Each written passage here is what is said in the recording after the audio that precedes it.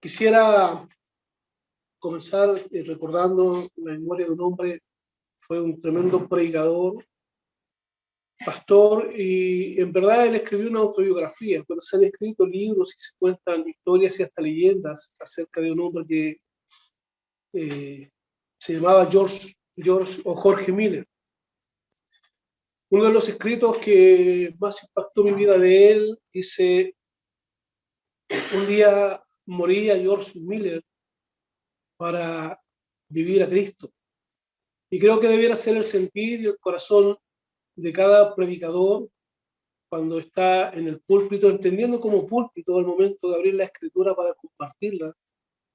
Y también debiera ser el sentir de cada creyente, morir cada día un poco más a nosotros mismos para que Cristo emerja, para que Cristo vaya saliendo a la luz de entre nuestro viejo hombre, nuestras tinieblas antiguas, que Cristo vaya iluminando nuestras vidas y la vida de quienes nos rodean. Entonces cito un poco al hermano George para recordar que debemos vivir a Cristo y cada vez que abrimos la escritura debemos encontrarnos con el Señor y entender que es Él el que habla a nosotros y no nosotros a nosotros mismos. Bueno, dicho eso, y siguiendo con nuestro ciclo de predicaciones en el Evangelio de Mateo, voy a pedir que ustedes abran su Biblia en el capítulo 18, mientras yo voy a citar para ustedes a modo de introducción el Salmo capítulo 32, versículo 1 y 2. El Salmo 32, versículo 1 y 2, un salmo de David, dice: bienaventurado aquel cuya transgresión ha sido perdonada y cubierto su pecado. Bienaventurado el hombre a quien Jehová no inculpa de iniquidad y en cuyo espíritu no hay engaño. Que este sea nuestro sentir, nuestra felicidad, nuestra gran esperanza y nuestro gran deseo cada día, poder sentirnos bienaventurados porque hemos sido perdonados grandemente por el Dios Todopoderoso, y que en ese perdón que hemos recibido nosotros también podamos ser recíprocos, podamos condescender con nuestra sociedad, con los hermanos de la iglesia y con la gente que nos rodea, para ser hombres y mujeres perdonadores. El título de mensaje de esta mañana lleva el nombre de la parábola del perdón. Así he titulado este mensaje, que en sus Biblias aparece con los dos deudores. Yo he querido llamarle la parábola del perdón para poder rescatar el corazón de este pasaje en la persona de quien manifiesta un sentir diferente a estos deudores. Y por eso es que he querido llamarle la parábola del perdón. Y si ustedes me acompañan a la escritura, en el Evangelio de Mateo, capítulo 18, versículo 23, vamos a leer el 23 hasta el versículo 35, leemos: por lo cual el reino de los cielos es semejante a un rey que quiso hacer cuentas con sus siervos, y comenzando a hacer cuentas, le fue presentado uno que le debía 10,000 talentos. A este, como no pudo pagar, ordenó su señor venderle y a su mujer e hijos y todo lo que tenía, para que se le pagase la deuda. Entonces aquel siervo, postrado, le suplicaba diciendo: Señor, ten paciencia conmigo y yo te lo pagaré todo. El señor de aquel siervo, movido a misericordia, le soltó y le perdonó la deuda. Pero saliendo aquel siervo, halló a uno de sus consiervos que le debía 100 denarios, y haciendo de él, le ahogaba, diciendo: págame lo que me debes. Entonces su consiervo, postrándose a sus pies, le rogaba diciendo: ten paciencia conmigo y yo te lo pagaré todo. Mas él no quiso, sino que fue y le echó en la cárcel hasta que pagase la deuda. Viendo sus consiervos lo que pasaba, se entristecieron mucho y fueron y refirieron a su señor todo lo que había pasado. Entonces, llamándole su señor, le dijo: siervo malvado, toda aquella deuda te perdoné porque me rogaste. ¿No debías tú también tener misericordia de tu consiervo, como yo tuve misericordia de ti? Entonces su señor enojado le entregó a los verdugos hasta que pagase todo lo que le debía. Así también mi Padre Celestial hará con vosotros si no perdonáis de todo corazón cada uno a su hermano sus ofensas. Dios bendiga esta palabra, esta porción de la Escritura que podemos traer hoy. El argumento de esta parábola se desarrolla para responder a la pregunta del apóstol Pedro. Si ustedes pueden leer conmigo un poco antes, el versículo 21, dice la Escritura: entonces se le acercó Pedro y le dijo: Señor, ¿cuántas veces perdonaré a mi hermano que peque contra mí? Y Pedro sugiere una respuesta, dice: hasta 7. ¿Cuántas veces perdonaré a mi hermano que peque contra mí? Ahora, esta pregunta de Pedro tiene relación con lo que vimos la semana pasada, que nos exhortaba nuestro pastor acerca de la disciplina en la iglesia, y tiene que ver con eso. Pedro estaba tan atento a la disciplina en la iglesia como nosotros estuvimos la semana pasada aprendiendo acerca de esto mismo, y a lo mejor haciéndonos muchas preguntas también con respecto a lo que es la disciplina en la iglesia. Algunos encontramos que es muy misericordioso la forma en que el Señor opera la disciplina en la iglesia, y a lo mejor algunos otros pueden encontrar que el Señor es muy flexible, que a lo mejor falta una reprimenda, falta algo más fuerte, etcétera. Cada uno está interpretando de acuerdo a lo que pudimos, valga la redundancia, la semana pasada poder compartir en este pasaje. Y entre ellos, en algún momento, el apóstol Pedro estuvo con nosotros escuchando al Señor, hablando de la disciplina, y las palabras que tienen que haber quedado en él tienen que verlas o hacen relación con el versículo 15. Por tanto, si tu hermano peca contra ti.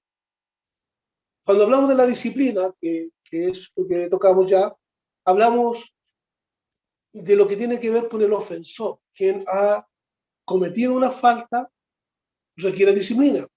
El apóstol Pedro, que estaba escuchando en ese momento al Señor, estaba del otro lado mirándose él como el ofendido. Por eso él dice, y su pregunta es: ¿cuántas veces yo debo perdonar a mi hermano que ha pecado contra mí?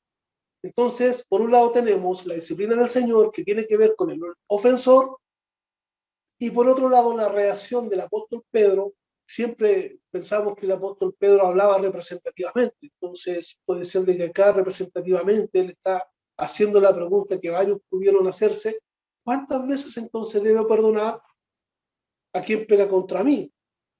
Y él sugiere una respuesta que es fuerte en su momento y en su contexto cultural, porque la cultura hebrea, basada en el Talmud babilónico, ofrecía solo 3 perdones para una ofensa. Había a un hermano o a una persona se le podía perdonar 3 veces la ofensa y ya. Y no había una cuarta vez, apoyado, respaldado por el profeta Amós, que hablaba de que el Señor perdona 3 veces y no revocará una cuarta vez. Entonces, hablando acerca de eso, el Talmud se apoyaba en la idea de perdonar 3 veces la ofensa de un hermano. El apóstol Pedro, un poquito más arriba, él dice hasta 7. La respuesta a esta pregunta no se hace esperar por el Señor, y él le dice: no te digo hasta 7, sino hasta 70 veces 7. Esa es la respuesta que el Señor le da brevemente. No te digo hasta 7, sino hasta 70 veces 7, y esta es la idea de infinitamente. Y entramos en una, por decirlo de alguna forma, en una suerte de matemáticas entre lo que el apóstol está ofreciendo al Señor como una respuesta hasta 7, y el Señor le dice infinitamente o hasta 70 veces 7. Esa es la idea de las 70 veces 7. Sé que algunos ya matemáticamente tienen pensado que pueden perdonar 490 veces y piensan en la 491. ¿Qué hago con la 491? La idea del Señor es decirle tantas veces como sea necesario.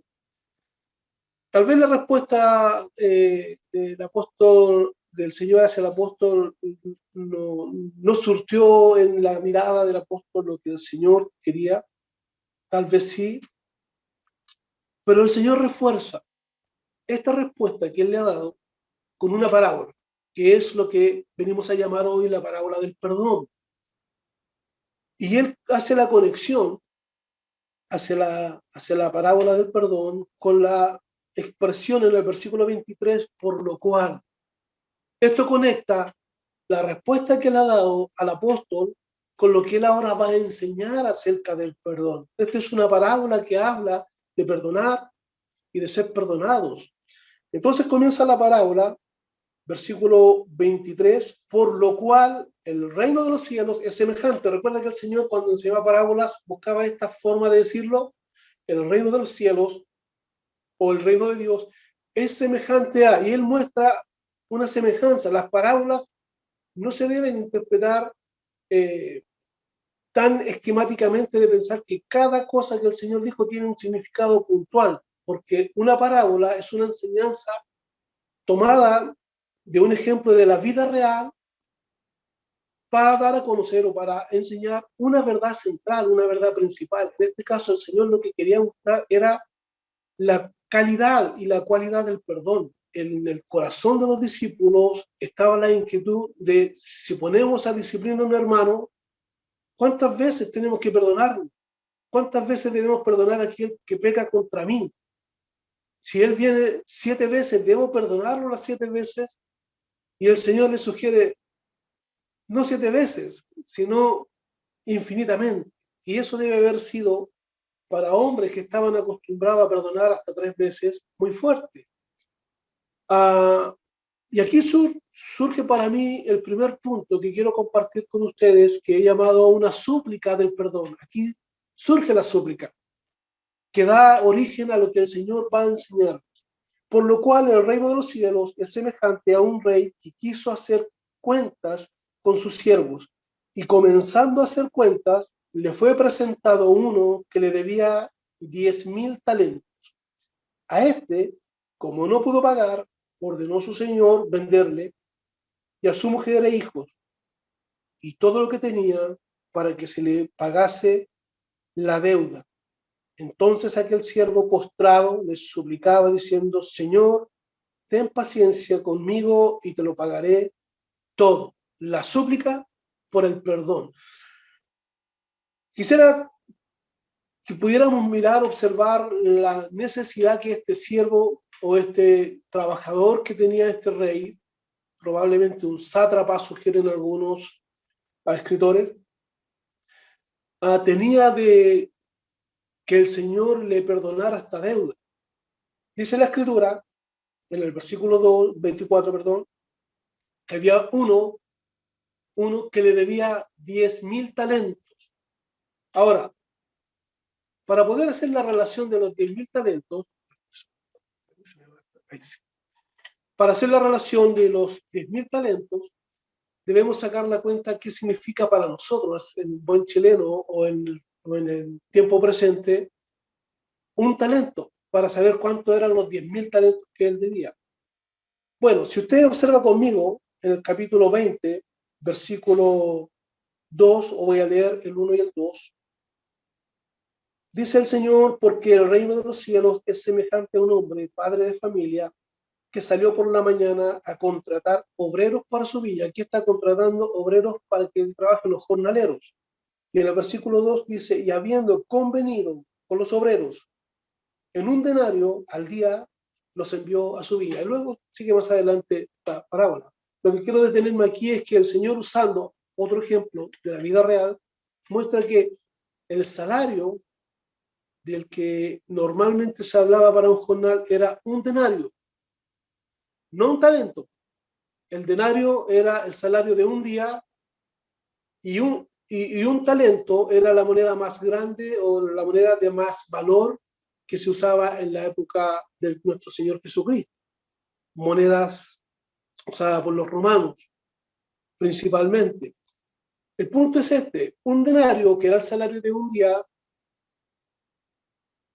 significaba 6.000 veces el valor de un talento. Es decir, que usted tenía que reunir 6.000 denarios para poder hacer el canje y transformarlo en un talento. Un talento equivalía a la suma de 6.000 denarios. Para que usted o yo como jornaleros, como obreros, pudiéramos llegar a ganar un talento, teníamos que trabajar 6.000 días. Eso quiere decir más o menos unos 15 años. Pero para ganar un talento, y lo que este siervo debía era 10.000 talentos, es decir, 60 millones de denarios. Sume lo que usted gana alrededor de un día de trabajo. Yo busqué todas las formas de hacer este cifrado. Un salario por promedio en Chile para una persona de clase media, pensando que este no era un obrero, sino un hombre de clase media, es alrededor de 40.000 pesos diarios. Una persona que gana más o menos 1.200.000 pesos, que es un salario promedio medio en Chile, no es el salario mínimo, es el salario promedio para poder hacer estos cálculos, es de 1.200.000 mensual, lo que hace un valor de 40.000 pesos diarios. Si usted hace la equivalencia de poder pagar a razón de 40.000 pesos diarios, usted tendría que tener más o menos unos 3.400 millones de dólares para poder pagar la deuda.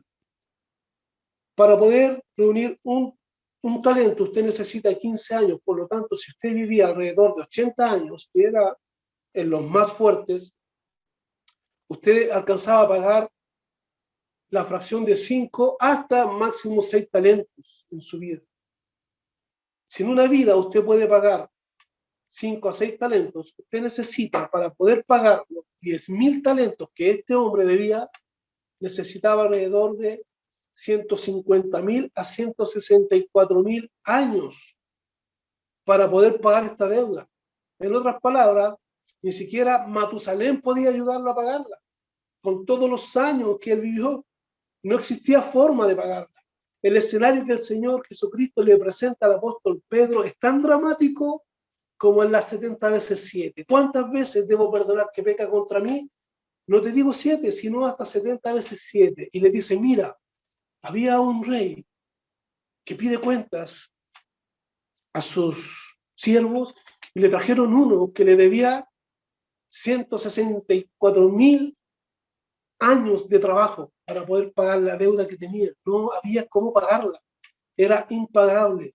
No había razón para que él pudiera pensar en esto. Entonces el servidor del rey sabía que no tenía cómo pagarla. Lo que dice aquí el Señor es que la forma que había encontrado este rey para poder hacer cuentas es que fuera vendido él, fuera vendida su esposa, por lo tanto era un hombre casado. Había que vender a la esposa como esclava, había que vender a los hijos para que estuvieran bajo servidumbre como esclavos, y todos los bienes que tenía había que confiscarlos y venderlos, y de esa forma comenzar a pagar la deuda, tratar de pagar. Era tan insostenible el poder pagar esta deuda, que la respuesta de este siervo cuando él pide paciencia llega a ser hasta casi irrisoria. Ten paciencia conmigo y yo te lo pagaré todo. No puedes pagarla. Muchas veces nosotros queremos pensar para nosotros mismos que tenemos una forma de estar a cuentas con Dios sin que haya intervención del Señor, y eso es imposible. Este hombre, este servidor sabía de que su deuda era imposible, y esto debe recordarnos a nosotros nuestra condición, como dice el apóstol Pablo a los Efesios en el capítulo 2, versículo 12, en aquel tiempo estabais sin Cristo, alejados de la ciudadanía de Israel, ajenos a los pactos de la promesa, sin esperanza y sin Dios en el mundo. Imagina esta situación en usted y en mí, cómo estábamos. Nosotros no teníamos los pactos, las promesas, no éramos parte de Israel de la promesa, no éramos la iglesia porque no nos habíamos convertido todavía, no había esperanza para nosotros, había una tremenda desesperanza y desolación. Y el apóstol Pablo cierra ese versículo dramáticamente diciendo, y sin Dios en el mundo. Entonces, no es difícil ponernos en los zapatos de este siervo pensando que la deuda es impagable. El escritor William Barclay prefigura esta imagen con las siguientes palabras, y cito para ustedes, abro comillas: la cruz de Cristo muestra al mundo que la gracia de Dios no es barata, el perdón no es barato. Siempre que hablemos de nuestros pecados, recordemos las palabras 10.000 talentos. Esta cantidad representa la deuda que Dios nos ha perdonado, una deuda que nunca nosotros hubiésemos podido pagar. Entonces la situación de este siervo es dramática, por eso él está vulnerable frente a su rey, postrado. Yo recuerdo también las palabras del apóstol Pablo cuando él dice que Cristo Jesús, cuando aún éramos débiles, Romanos capítulo 5, versículo 6, cuando aún éramos débiles, esa era la situación de nosotros, desvalidos. No teníamos cómo pagar esta deuda con Dios. Habíamos ofendido al Dios eterno, al Dios de misericordia infinita. Y la deuda era infinita por ser él el ofendido y nosotros el ofensor. Entonces, el Señor Jesucristo lo está llevando al campo del perdón, le está mostrando que hay alguien que puede mostrarnos cómo es esto del perdón. Y este hombre entonces tiene una deuda imposible de pagar, por tal razón él tiene que elevar una súplica. Y su súplica, versículo 26, dice que en forma que él estaba postrado, decía: Señor, ten paciencia conmigo y yo te lo pagaré todo. El rey sabía que eso era imposible. El siervo sabía que eso era imposible. Cuando yo pienso en estas ideas de que a lo mejor nuestras obras pueden llevarnos al cielo, me imagino una escalera y poner una obra por cada peldaño a ver hasta dónde podemos llegar.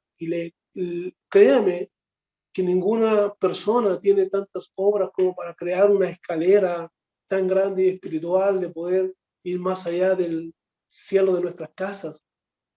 Nuestra vida y nuestras justicias sin Cristo no alcanzan los estándares del Dios Santo. Por tal razón, esa súplica debe ser también la súplica de un hombre que busca a Dios. Con usted y conmigo no era distinto. El salmista, hablando de esto, capítulo 49, versículos 6 al 8, dice: los que confían en sus bienes y de la muchedumbre de sus riquezas se jactan. Ninguno de ellos podrá en manera alguna redimir al hermano, ni dar a Dios su rescate, porque la redención de su vida es de gran precio.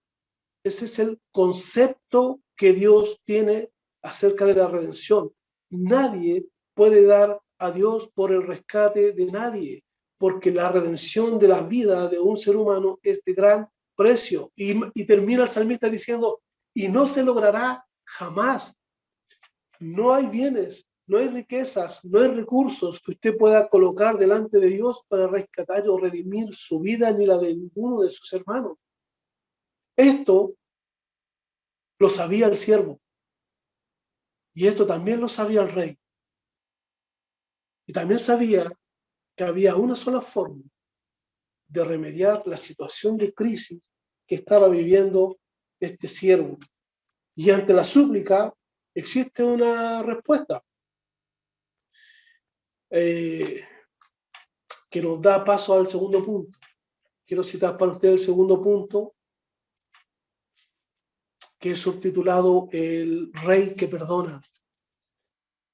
Para conocer el corazón de Dios en la figura de un rey, el Señor nos muestra este versículo 27, que desde la perspectiva de su hermano Cristian es el corazón del mensaje de esta parábola y es el deseo de lo que el Señor quiere que ellos entiendan, aun cuando el clímax y la aplicación de nuestro Señor Jesucristo va a llegar después, pero este es el corazón de lo que quiere que Pedro y que los discípulos aprendan en ese momento. Versículo 27.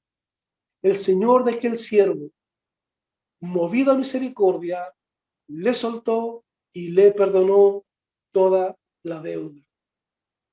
En una oportunidad estaba hablando un muchacho, les cuento esto a modo de ilustración, estaba hablando un muchacho acerca del Evangelio, no tenía cómo explicarle que la salvación era gratuita, no porque fuera demasiado económica o demasiado fácil. Como era muy niño y no podía explicarle, le pregunté cuál era su modelo de auto favorito. Y si mal no recuerdo, él me dijo que era un Lamborghini. Entonces es un buen vehículo. Le dije yo, es un buen auto. También me gustan los autos bonitos, pero ese es un tremendo auto. Y yo le dije, ¿por qué si te gustan los Lamborghini no te has comprado uno? Entonces era obvio que la respuesta era porque no tengo tanto dinero para tener un Lamborghini. Y yo le pregunté, ¿cuál sería la forma en que tú ahora tuvieras uno? Hoy día, tuvieras un Lamborghini. Entonces la respuesta era, no hay forma en que yo pueda tener. Y yo le dije, sí, hay una manera en que tú puedas tener un Lamborghini. Que el dueño de un Lamborghini se estacionara en la puerta de tu casa, se bajara del auto, te pasara las llaves de ese auto, los títulos de propiedad y te dijese, este auto ahora es para ti. Y a ti no te costó nada, pero cada vez que tú subas al Lamborghini vas a saber que estás en una joya, en un auto de alta gama, una calidad tremenda. Bueno, semejante a eso, la salvación que el Señor nos ofrece es de tan gran valor, es de tan alta estima, que nada de lo que tú hagas puede pagar el precio de ella. Por tanto, la única forma era que el Señor te perdonara toda tu deuda, los 10.000 talentos, los 164.000 años de trabajo en esclavitud sin gastar un peso para ti y solo para poder pagar una deuda. Todo eso el Señor lo perdonó enviando a su Hijo Jesucristo a la cruz del Calvario. Es de alta estima. Este rey prefigura la imagen de nuestro Dios, el Señor de aquel siervo, movido a misericordia. Esta palabra, movido a misericordia, la he usado antes con los versículos que hablan acerca de cuando el Señor Jesucristo mira a las multitudes y dice la Escritura que se compadecía de ellas porque las veía que estaban desamparadas y dispersas. Y la palabra compasión es esta palabra movido a misericordia, es la idea de que se le movieron las entrañas por dentro, le dolió, un buen chileno, le dolió su guatita, pensando y mirando la situación en la que se encontraba la multitud. Este rey de esta parábola se le movieron sus entrañas, le dolió su guatita, se conmovió ante la situación que estaba viviendo este siervo de él, tuvo compasión de él, de su situación, y acto seguido a eso, el versículo dice que le dejó en libertad. Lo habían llevado para que rendiera cuentas.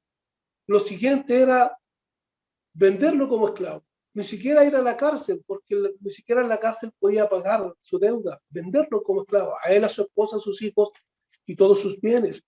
Perdón. Y dice la Escritura que este rey le dejó en libertad y sigue recordándome lo que el Señor Jesucristo ha hecho con nosotros, lo que Dios en la persona de Cristo y Dios en toda su triunidad ha hecho con nosotros.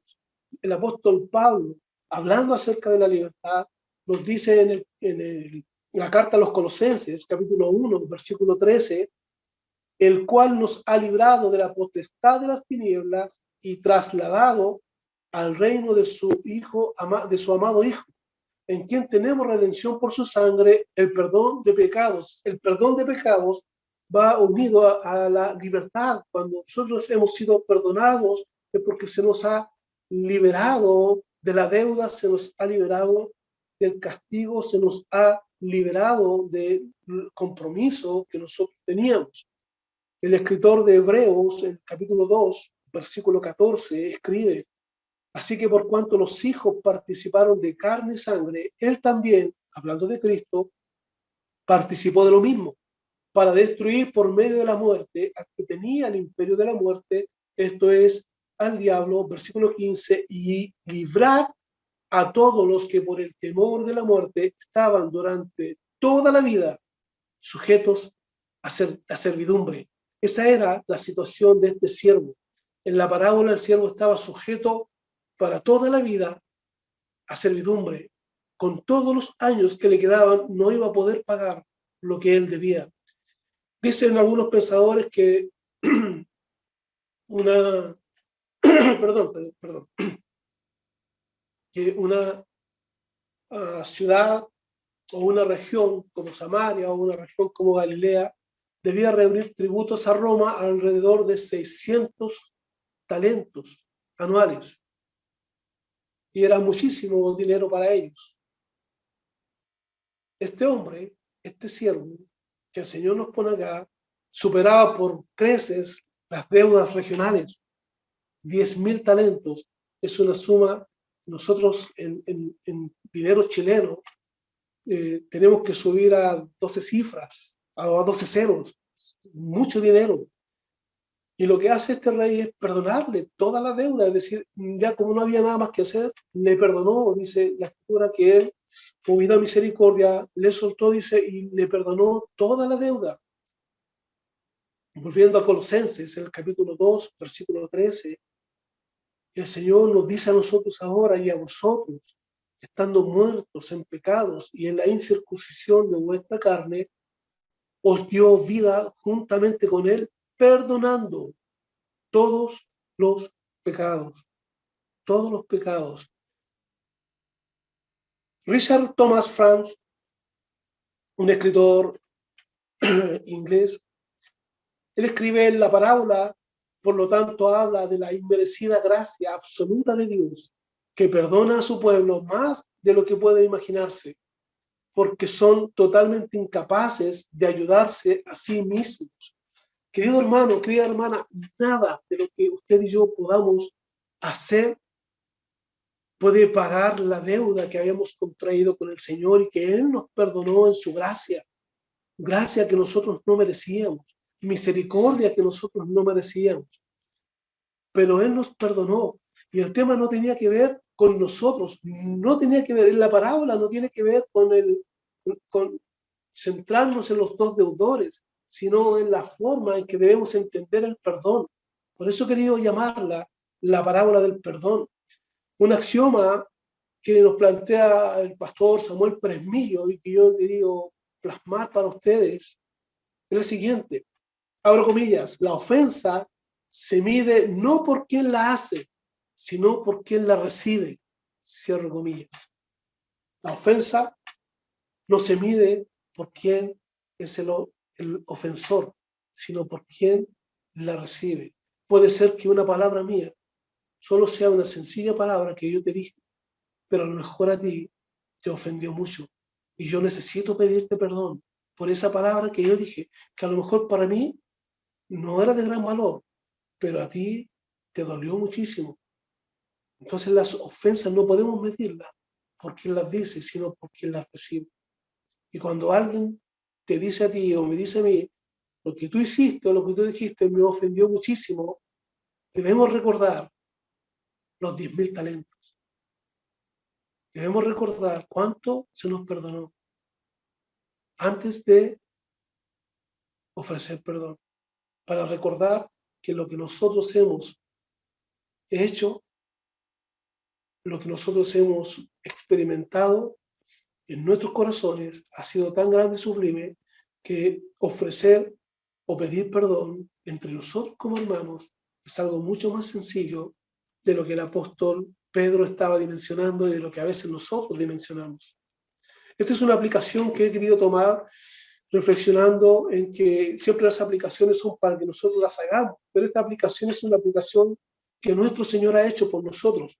Dios ha sido ofendido por nuestro pecado, el cual es imposible de pagar, por lo cual el Señor decidió pagarlo Él mismo, enviando a su Hijo, el cual, colgado en la cruz y sufriendo la ignominia, la vergüenza, dijo, en la cruz, antes de morir, tetelestai, la deuda está pagada. Si había una deuda que nosotros debíamos pagar, al Señor Jesús la pagó en el Calvario de la cruz, y esto me lleva a pensar en el punto número 3, las dimensiones del perdón. Las dimensiones del perdón, versículo 28 en adelante voy a leer para ustedes, después del 27 que ya leímos. Pero saliendo, aquel siervo halló a uno de sus consiervos que le debía 100 denarios. Volvemos a la cuenta matemática. ¿Cuánto debía este siervo malvado? 10.000 talentos. Un talento, uno solo de los 10.000 equivalía a 6.000 denarios. Y este consiervo con el que él se encuentra le debía 100 denarios. 100 denarios menos de un cuarto de un talento. No le debía nada. En un par de meses lo podía pagar. Este sí podía pagar la deuda, porque no era una deuda impagable. Podía trabajar un par de meses, hacer horas extras, trabajar de lunes o de domingo a viernes, cumplir con todos los horarios y todo lo que se le exigía y podía pagar la deuda. Y haciendo de él, le ahogaba diciendo, págame lo que me debes. Se le había olvidado lo que había pasado con él, ¿verdad? Entonces su consiervo, postrándose a sus pies, le rogaba diciendo, miren, la misma súplica, ten paciencia conmigo y yo te lo pagaré todo. Mismas palabras. Mas él no quiso, sino fue y le echó en la cárcel hasta que pagase la deuda. Viendo sus consiervos lo que pasaba, se entristecieron mucho y fueron y refirieron a su señor todo lo que había pasado. Entonces llamándole su señor le dijo, siervo malvado, toda aquella deuda te perdoné porque me rogaste. ¿No debías tú también tener misericordia de tu consiervo como yo tuve misericordia de ti? Entonces su señor enojado le entregó a los verdugos hasta que pagase todo lo que le debía. A las dimensiones del perdón. Es una reacción distinta. Si usted puede observar un poco antes, versículo 26, la súplica de este siervo, postrado, dice que le suplicaba. Y en su súplica decía lo mismo, ten paciencia conmigo y yo te lo pagaré todo. Y la reacción del rey fue, se movió a misericordia, le dio libertad y le perdonó toda la deuda. Bueno, versículo 29, entonces su consiervo postrándose, este es el consiervo de este siervo, postrándose le rogaba diciendo las mismas palabras, ten paciencia conmigo y yo te lo pagaré todo. La reacción, ¿cuál fue? No quiso. No quiso. ¿Por qué? ¿Por qué no estaba dispuesto a perdonar a su consiervo, como el rey lo hizo con él? La respuesta es porque su naturaleza era distinta. La naturaleza de este siervo era distinta de lo que era la naturaleza del rey. Este rey nos prefigura a nuestro Señor, entonces estamos en una dimensión espiritual viendo un rey justo, un rey recto, lleno de compasión, lleno de misericordia. Y ahora vemos a un siervo que, como dice el versículo 32, entonces llamándole su Señor, le dijo, siervo malvado. Este es el corazón de este siervo, es un siervo que tiene el corazón malvado. Él pidió paciencia para él, pero él no era capaz de dar paciencia. Él pidió perdón para él y Dios estaba dispuesto a perdonarlo en la figura del rey, dispuesto a perdonarlo, pero el siervo no estaba dispuesto a perdonar a su consiervo por esta naturaleza malvada, que es una naturaleza humana. Ahora, ¿cuál era la dimensión de estas cosas? Bueno, si usted puede buscar en su escritura, si quiere lo anote, lo puede buscar luego. En Ezequiel capítulo 36 y en Isaías capítulo 64, el Señor nos muestra la realidad del ser humano, el corazón del ser humano. Dice la palabra del Señor en Ezequiel 36, versículo 16, vino a mí palabra de Jehová diciendo, hijo de hombre, mientras la casa de Israel moraba en su tierra, la contaminó con sus caminos y con sus obras, como inmundicia de menstruosa fue su camino delante de mí. Isaías capítulo 64, versículo 6. Si bien todos nosotros somos como suciedad y todas nuestras justicias como trapo de inmundicia, y caímos todos nosotros como la hoja, y nuestras maldades nos llevaron como viento. Esto, hermanos, es la forma en que el Señor nos muestra nuestra realidad. Nosotros somos seres humanos en general caídos. La diferencia entre el mundo y la iglesia es que la iglesia la conforman hombres y mujeres caídos que se han arrepentido y han pedido la misericordia y el perdón de los 10.000 talentos. Esa es la única diferencia, pero seguimos siendo seres humanos. Y nuestra humanidad a veces se comporta como Ezequiel 36 o como Isaías 64, y generalmente. Y yo me hago esta pregunta y la comparto con ustedes. ¿Por qué nosotros mismos cuestionamos el perdón y por qué le ponemos trabas? Bueno, sencillamente porque arrastramos una naturaleza que le cuesta perdonar. A nosotros como seres humanos nos cuesta perdonar. Era la actitud de Pedro, ¿verdad? Pedro no dimensionó la disciplina de la iglesia como la bendición de poder restituir al hermano, sino que estaba pensando cuántas veces hay que perdonar a este fulano. Bueno, nuestra humanidad malvada nos ahoga y nos persigue con mucha indolencia. Por eso el Señor debió tomar como ejemplo a nuestro Padre Celestial en la figura de un rey, porque es el único capaz de perdonar divinamente. No sé si usted ha oído, yo creo que los más maduros, los más adultos, han oído a ese dicho antiguo que dice, errar es humano y perdonar es divino. Bueno, la temática de ese dicho es esta, lo difícil que a nosotros los seres humanos se nos hace perdonar. Siempre hablamos de que perdonamos, pero nuestro perdón a veces está subordinado, supeditado a la idea de te perdono, pero, ok, te perdono, pero ya sabes, estás perdonado, no te preocupes, pero quiero que lo tengas en consideración. Bueno, el Señor lo que está esperando es otra cosa. Pedro también cuestionó esto. Aún se puso por encima del Talmud. El Talmud, la tradición de los hebreos era perdonar 3 veces, Pedro decía 7, y el Señor le está mostrando ahora una dimensión de las cosas distintas. La dimensión del Señor es que un corazón santo, un corazón movido hacia la compasión es capaz de perdonar infinitamente. ¿Cuántas veces debemos perdonar al que peca contra mí? Infinitamente. Eso le está mostrando. Pedro me pregunta 7 veces, yo te digo infinitamente, 70 veces 7.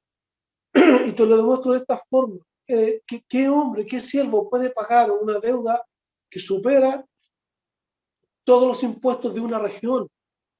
10.000 talentos. Bueno, solamente el perdón salda estas deudas. Los cristianos genuinos manifiestan que poseen la vida de Dios cuando muestran su amor perdonador y compasión hacia sus hermanos. Citado de mi querido hermano Evi Luis Carballosa, por quien pido la oración. El apóstol Pablo, hablando de esto, él dice, vestidos pues como escogidos de Dios, santos, amados, de entrañable misericordia, de benignidad, de humildad, de mansedumbre, de paciencia, soportando unos a otros y perdonando unos a otros si alguno tuviere queja contra otros, de la manera que Cristo os perdonó. De la manera que Cristo te perdonó, así también hacedlo vosotros. Entonces, el Señor Jesucristo está mostrándonos en esta parábola cuál es la manera en que Él nos perdonó. El que no está dispuesto a perdonar, queridos hermanos, tampoco puede ser perdonado. Eso es lo que dice el Señor Jesucristo en Mateo capítulo 6, versículos 14 y 15. Dice, no sé si usted recuerda la oración del Padre Nuestro, perdona nuestras ofensas como también nosotros perdonamos. Bueno, luego de eso dice, porque el que no perdona a su hermano, también el Señor no lo perdonará a él.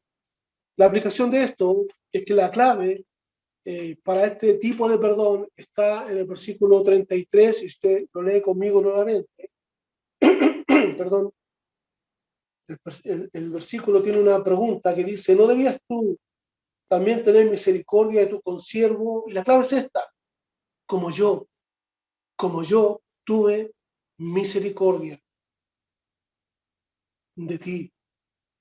La clave del perdón, queridos hermanos, está en saber perdonar, aprender a perdonar como Dios en la persona de Cristo nos ha perdonado. Como yo, dice el Señor, como yo te he perdonado, como Dios perdona, como Dios nos ha perdonado a cada uno de nosotros infinitamente. Dios nos ha perdonado infinitamente. Dios nos ha perdonado santamente. Dios nos ha perdonado sinceramente. Dios nos ha perdonado de corazón. Entonces, cuando nosotros estamos frente al hermano que ha pecado contra mí y contra usted, debemos recordar los 10.000 talentos y debemos recordar que debemos perdonar como Cristo perdonó a la iglesia. Como Dios ha perdonado a nosotros, debemos perdonar también a nuestros hermanos. Versículo 35, por favor, ahí en sus Biblias. Así también mi Padre Celestial hará con vosotros, si no perdonáis de todo corazón, cada uno a su hermano sus ofensas. Permiso. Así también mi Padre Celestial hará con vosotros si no perdonáis de todo corazón. Y eso subrayelo, póngale comillas, negritas, lo que sea necesario para no olvidar que nuestro Padre Celestial hace con nosotros, nos perdona de todo corazón y espera que nosotros perdonemos de todo corazón.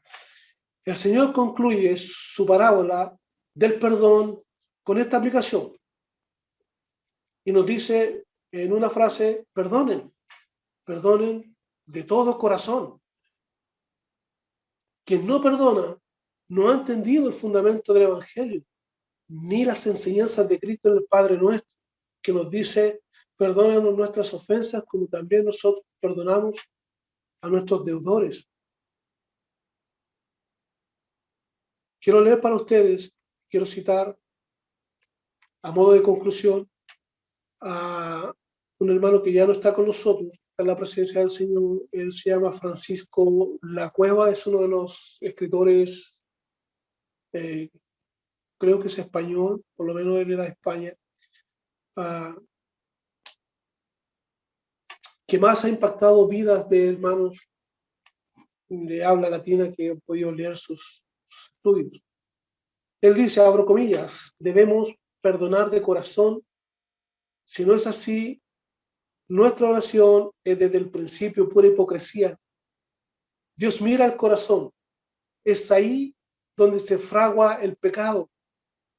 Pero es ahí también donde ha de fraguarse el perdón y el deseo cordial del bien espiritual de nuestro prójimo, incluyendo a los que más nos hayan ofendido.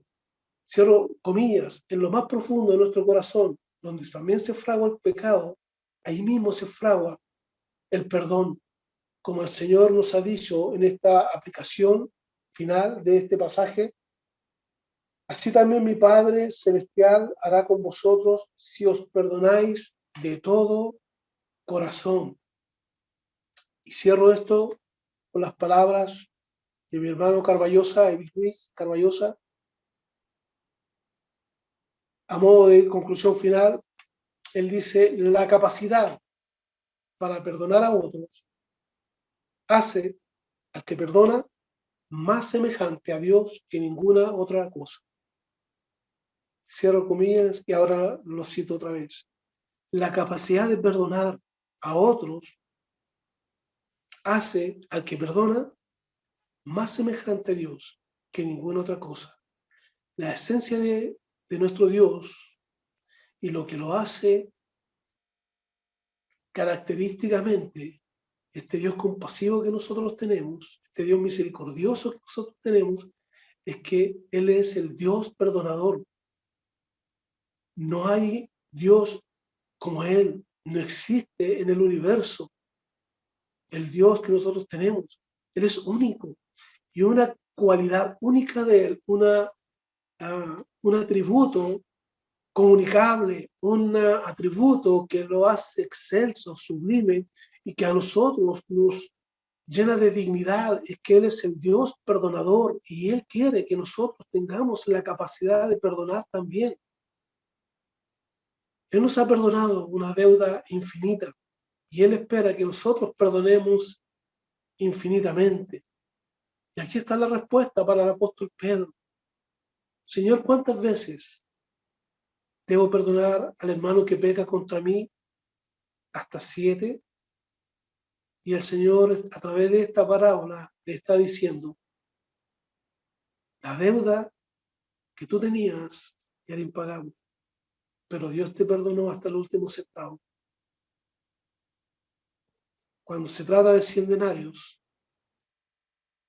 debes recordar los 10.000 talentos para poder perdonar y tener la dignidad de parecerte un poquito más a tu Creador, a mi Creador, a quien nos hizo a su imagen conforme a su semejanza. Damos gracias a Dios y vamos a orar.